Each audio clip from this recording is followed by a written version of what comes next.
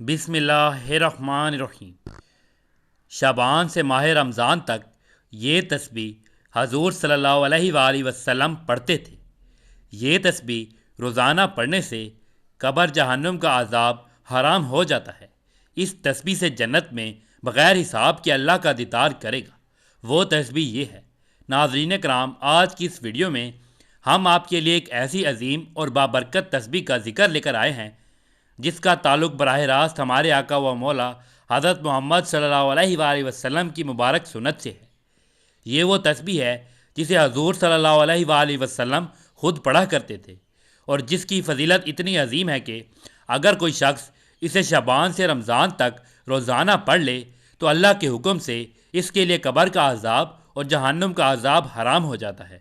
سوچئے، آج کے دور میں جب انسان دنیا کی فانی مصروفیات میں اس قدر الجھ چکا ہے کہ آخرت کی فکر کمزور پڑتی جا رہی ہے، ایسے میں یہ تسبیح ہمارے لیے کتنی بڑی نعمت اور کتنی عظیم خوشخبری ہے۔ ناظرین، ہم سب جانتے ہیں کہ قبر اور آخرت کے مراحل کتنے سخت ہیں۔ قبر کا اندھیرا، منکر نکیر کے سوالات، اعمال کا حساب، پل صراط اور پھر جنت یا جہنم کا فیصلہ، یہ سب مراحل ہر انسان کو طے کرنے ہیں۔ لیکن اللہ تعالیٰ اپنے بندوں پر بے حد مہربان ہے، اس لیے اس نے اپنے محبوب صلی اللہ علیہ وآلہ وسلم کے ذریعے ہمیں ایسے اعمال بتا دیے جن سے یہ سختیاں آسان ہو جاتی ہیں۔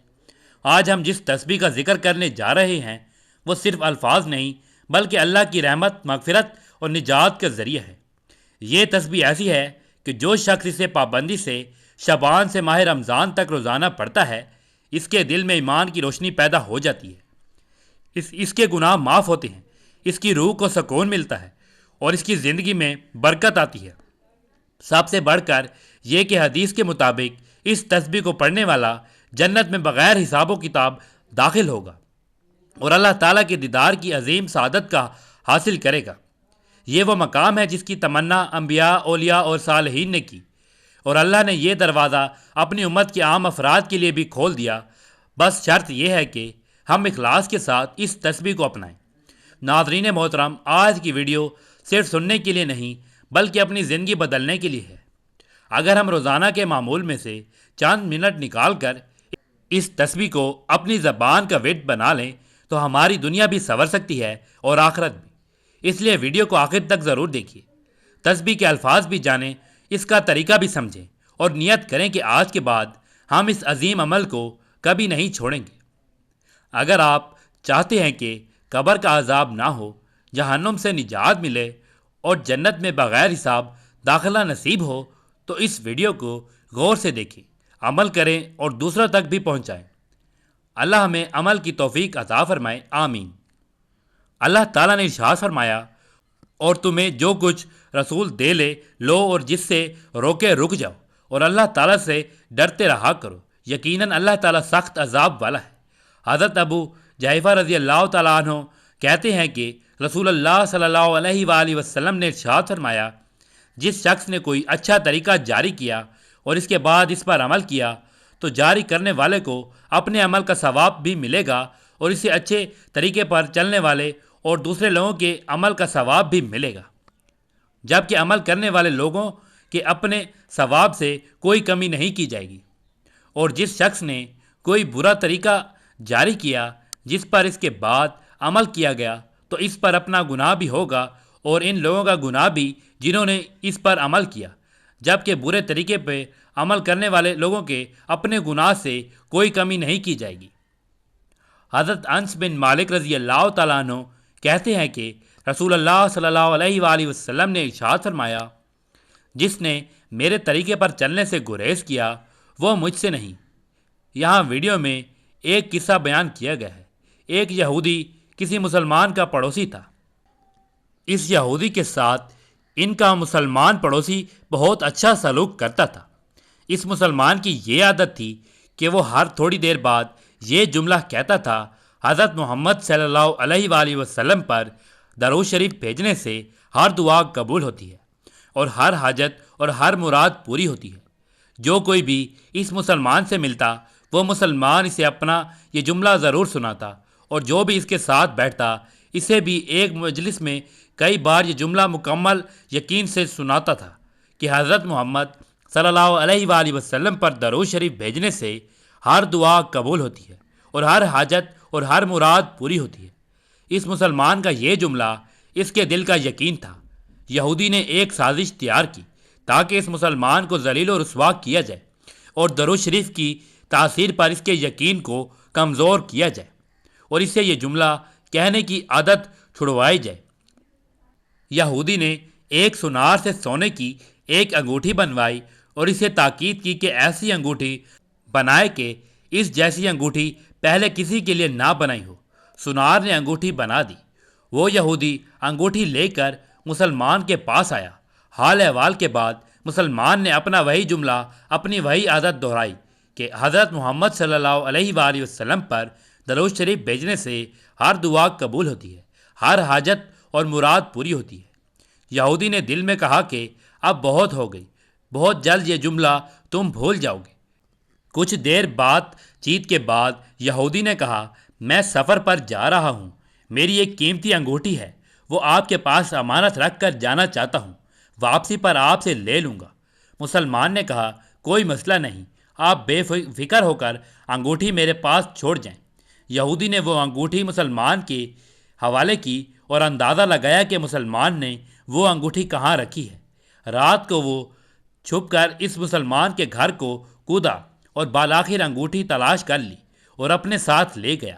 اگلے دن وہ سمندر پر گیا اور ایک کشتی پر بیٹھ کر سمندر کی گہری جگہ پہنچا اور وہاں وہ انگوٹھی پھینک دی اور پھر اپنے سفر پر روانہ ہو گیا۔ اس کا خیال تھا کہ جب واپس آؤں گا اور اس مسلمان سے اپنی انگوٹھی مانگوں گا تو وہ نہیں دے سکے گا، تب میں اس پر چوری اور خیانت کا الزام لگا کر خوب چیخوں گا اور ہر جگہ اسے بدنام کروں گا۔ وہ مسلمان جب اپنی اتنی رسوائی دیکھے گا تو اسے خیال ہوگا کہ درود شریف سے کام نہیں بنا اور یوں وہ اپنا جملہ اور اپنی دعوت چھوڑ دے گا۔ مگر اس نادان کو کیا پتہ تھا کہ درود شریف کتنی بڑی نعمت ہے۔ یہودی اگلے دن واپس آ گیا، سیدھا اس مسلمان کے پاس گیا اور جاتے ہی اپنی انگوٹھی طلب کی۔ مسلمان نے کہا، آپ اطمینان سے بیٹھیے، آج درود شریف کی برکت سے میں صبح دعا کر کے شکار کے لیے نکلا تھا تو مجھے ایک بڑی مچھلی ہاتھ لگ گئی۔ آپ سفر سے آئے ہیں، وہ مچھلی کھا کر جائے۔ پھر اس مسلمان نے اپنی بیوی کو مچھلی صاف کرنے اور پکانے پر لگا دیا۔ اچانک اس کی بیوی زور سے چیخی اور اسے بلایا۔ وہ بھاگ کر گیا تو بیوی نے بتایا کہ مچھلی کے پیٹ سے سونے کی انگوٹھی نکلی ہے اور یہ بالکل ویسی ہے جیسی ہم نے اپنے یہودی پڑوسی کی انگوٹھی امانت رکھی تھی۔ وہ مسلمان جلدی سے اس جگہ گیا جہاں اس نے یہودی کی انگوٹھی رکھی تھی۔ انگوٹھی وہاں موجود نہیں تھی۔ وہ مچھلی کے پیٹ والی انگوٹھی یہودی کے پاس لے آیا اور آتے ہی کہا، حضرت محمد صلی اللہ علیہ وآلہ وسلم پر درود شریف بھیجنے سے ہر دعا قبول ہوتی ہے اور ہر حاجت پوری ہوتی ہے۔ پھر اس نے وہ انگوٹھی یہودی کے پاس رکھ دی۔ یہودی کی آنکھیں حیرت سے پھٹی رہ گئی، رنگ کالا پیلا اور ہونٹ کانپنے لگے۔ اس نے کہا، یہ انگوٹھی کہاں سے ملی؟ مسلمان نے کہا، جہاں ہم نے رکھی تھی وہاں ابھی دیکھی، وہاں تو نہیں ملی، مگر جو مچھلی آج شکار کی اس کے پیٹ سے مل گئی ہے۔ معاملہ مجھے بھی سمجھ نہیں آ رہا، مگر الحمدللہ آپ کی امانت آپ کو پہنچی اور اللہ تعالیٰ نے مجھے پریشانی سے بچا لیا۔ بے شک حضرت محمد صلی اللہ علیہ وآلہ وسلم پر درود شریف بھیجنے سے ہر دعا قبول ہوتی ہے اور ہر حاجت و مراد پوری ہوتی ہے۔ یہودی تھوڑی دیر کانپتا رہا، پھر بلک بلک کر رونے لگا۔ مسلمان اسے حیرانی سے دیکھ رہا تھا۔ یہودی نے کہا، مجھے غسل کی جگہ دیں۔ غسل کر کے آیا اور فوراً کلمہ طیبہ اور کلمہ شہادت پڑھنے لگا۔ اشہد ان لا الہ الا اللہ وحدہ لا شریک لہ واشہد ان محمدًا عبدہ ورسولہ۔ وہ بھی رو رہا تھا اور اس کا مسلمان دوست بھی، اور مسلمان اسے کلمہ پڑھا رہا تھا اور یہودی یہ عظیم کلمہ پڑھ رہا تھا۔ جب اس کی حالت سنبھلی تو مسلمان نے اس سے وجہ پوچھی، تب اس نو مسلمان نے سارا قصہ سنا دیا۔ مسلمان کے آنسو بہنے لگے اور وہ بے ساختہ کہنے لگا، حضرت محمد صلی اللہ علیہ وآلہ وسلم پر درود شریف بھیجنے سے ہر دعا قبول ہوتی ہے اور ہر حاجت و مراد پوری ہوتی ہے۔ ایک اور واقعہ، ایک دن بغداد کی گلیوں میں سخت گرمی تھی۔ سورج سر پر آگ برس رہا تھا۔ امام شافعی رحمۃ اللہ علیہ اپنے شاگردوں کے ساتھ درس سے فارغ ہو کر واپس جا رہے تھے۔ راستے میں ایک بوڑھا یہودی ملبے کے ڈھیر پر بیٹھا رو رہا تھا۔ اس کے کپڑے پھٹے ہوئے، چہرہ غبار آلودہ، ہاتھ میں ایک ٹوٹی ہوئی چھڑی۔ امام شافعی شاگردوں کو روکا اور بوڑھے کے پاس بیٹھ گئے۔ پیار سے پوچھا، اے بزرگ کیا ہوا؟ کیوں رو رہے ہو؟ بوڑھے نے آنسو پونچھے اور کہا، اے نوجوان، میرا بیٹا مر گیا۔ میں غریب ہوں، کفن تک نہیں۔ لوگ مجھے یہودی کہہ کر دفن کرنے سے بھی انکار کر رہے ہیں۔ میں اسے کندھا دینے والا بھی نہیں ڈھونڈ سکا۔ یہ سنتے ہی امام شافعی کی آنکھیں بھر آئیں۔ انہوں نے امامہ اتارا، اپنی چادر اتاری، بوڑھے کے سامنے رکھ دی۔ پھر شاگردوں سے فرمایا، آؤ آج ہم محمد صلی اللہ علیہ وآلہ وسلم کے امتی ہیں، ہم اس یہودی کے بیٹے کا جنازہ اٹھائیں گے۔ شاگرد حیران رہ گئے۔ کسی نے عرض کی، یا امام، یہ یہودی ہے، ہم کیوں؟ امام شافعی نے مسکرا کر فرمایا، اے بیٹو، رسول اللہ صلی اللہ علیہ وآلہ وسلم نے فرمایا تھا، ترجمہ، ساری مخلوق اللہ کا کنبہ ہے۔ اللہ کو سب سے زیادہ پیارا وہ ہے جو اس کے کنبے کے لیے سب سے زیادہ نفع پہنچائے۔ آج اگر ہم اس یہودی کے بیٹے کا جنازہ نہ اٹھائیں گے تو قیامت کے دن نبی صلی اللہ علیہ وآلہ وسلم پوچھیں گے کہ شافعی، میری حدیث کہاں گئی؟ یہ کہہ کر امام شافعی خود جنازہ اٹھانے کے لیے اٹھے۔ شاگردوں نے بھی ہاتھ بڑھایا۔ پورے بغداد نے دیکھا کہ امام شافعی رحمۃ اللہ علیہ ایک یہودی بچے کا جنازہ کندھا دے کر قبرستان جا رہے ہیں۔ قبر پر جب لاش اتاری گئی تو بوڑھا یہودی روتے روتے امام شافعی کے پاؤں پر گر پڑا اور بولا، اے اللہ کے ولی، آج تم نے مجھے بتایا کہ محمد صلی اللہ علیہ وآلہ وسلم کا دین کیا ہے۔ میں گواہی دیتا ہوں کہ اللہ کے سوا کوئی معبود نہیں اور محمد صلی اللہ علیہ وآلہ وسلم اللہ کے رسول ہیں۔ امام شافعی نے اسے اٹھایا، سینے سے لگایا اور رونے لگے۔ پھر خود اس بوڑھے کو غسل دیا، اپنے ہاتھوں سے کفن پہنایا اور نماز جنازہ پڑھائی۔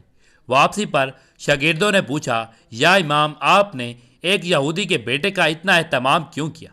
امام شافعی نے آسمان کی طرف دیکھا اور فرمایا، آج ایک جنازے نے مجھے جنت دکھا دی اور ایک یہودی نے مجھے محمد صلی اللہ علیہ وآلہ وسلم کا دین سکھا دیا۔ اے اللہ، ہمیں بھی شافعی جیسا دل عطا فرما کہ ہم انسانیت کو محمد صلی اللہ علیہ وآلہ وسلم کی رحمت سے آشنا کر سکیں، آمین۔ شکر گزاری اور حمد کی اہمیت۔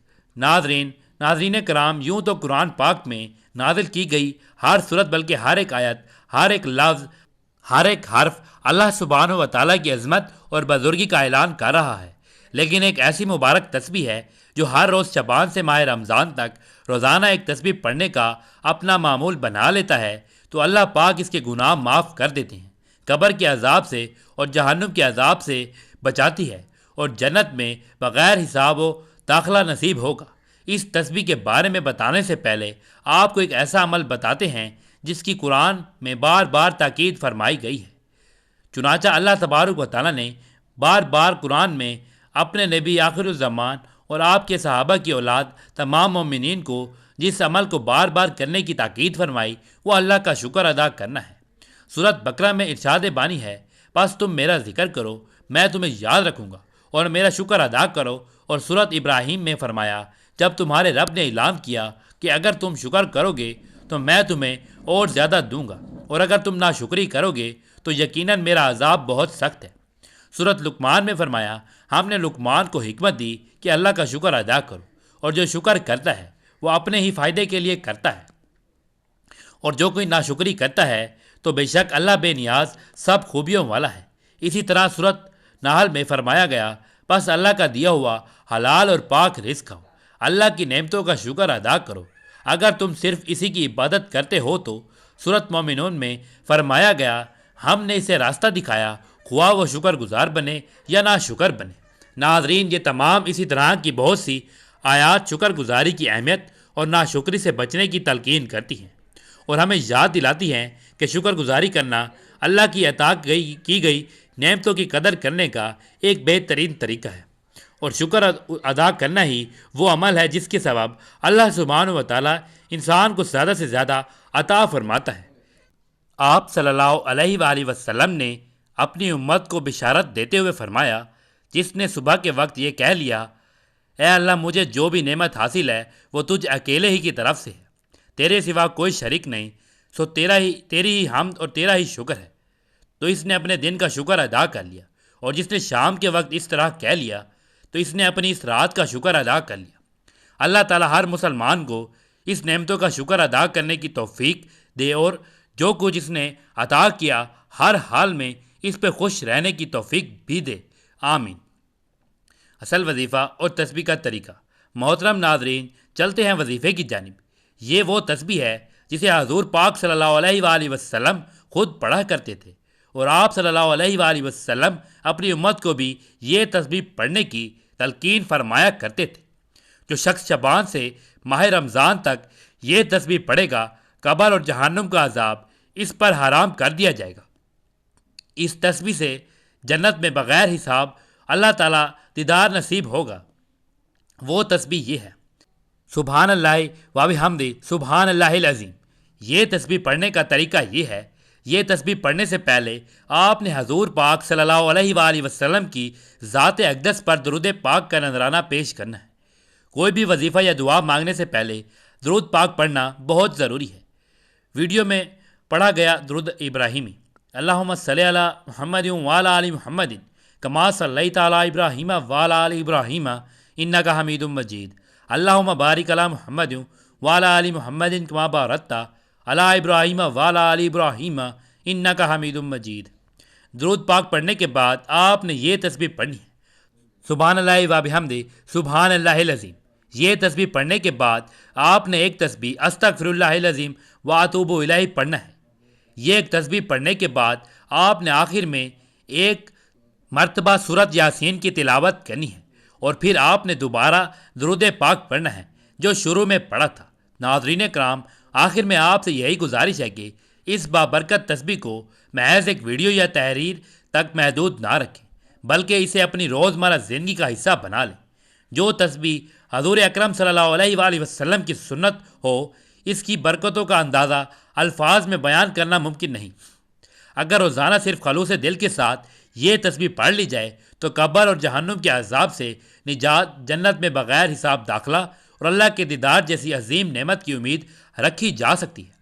یاد رکھیے، نجات کا راستہ مشکل نہیں، بس نیت سچی ہونی چاہیے اور زبان ذکر الہی سے تر رہنی چاہیے۔ آج ہی عہد کریں کہ ہم اس تسبیح کو اپنی زندگی کا حصہ بنائیں گے، خود بھی پڑھیں گے اور اپنے گھر والوں اور دوستوں اور عزیزوں تک بھی پہنچائیں گے تاکہ سب اس عظیم اجر میں شریک ہو سکیں۔ ناظرین، اگر ویڈیو آپ کے لیے مفید ثابت ہوئی ہو تو لائک کریں، چینل کو سبسکرائب کریں اور ثواب کی نیت سے آگے ضرور شیئر کریں۔ اللہ تعالیٰ ہمیں عمل کی توفیق عطا فرمائے اور حضور صلی اللہ علیہ وآلہ وسلم کی سنتوں پر چلنے والا بنائے، آمین یا رب العالمین۔